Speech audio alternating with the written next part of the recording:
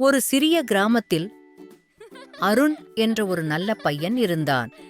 அவன் எப்போதும் எல்லாருக்கும் உதவி செய்வான், சிரித்த முகத்துடன் இருப்பான்.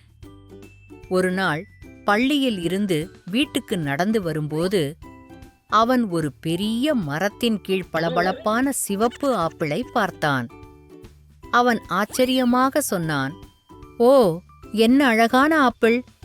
அவனுக்கு பசித்திருந்தது. ஆப்பிள் ரொம்ப சுவையாகத் தெரிந்தது. ஆனால் அருகில் ஒரு சிறிய கூடை இருந்தது. அதில் ஒரு பலகை இருந்தது. ஆப்பிள் விற்பனைக்கு 1க்கு 5 ரூபாய். அருண் நினைத்தான், அட, இந்த ஆப்பிள் விற்பனையாளர் மாமாவுடையது போல இருக்கே.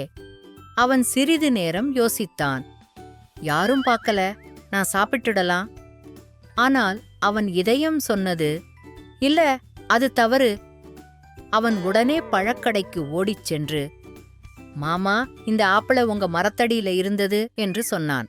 பழ விற்பனையாளர் சிரித்துக்கொண்டு, என் குட்டி பையனே, நீ ரொம்ப நல்லவன். நீ நேர்மையாக நடந்து கொண்டாய். இந்த ஆப்பிள் உனக்கே என்றார். அருண் மகிழ்ச்சியுடன், நன்றி மாமா என்று சொன்னான். அவன் அந்த ஆப்பிளை எடுத்துக்கொண்டான்.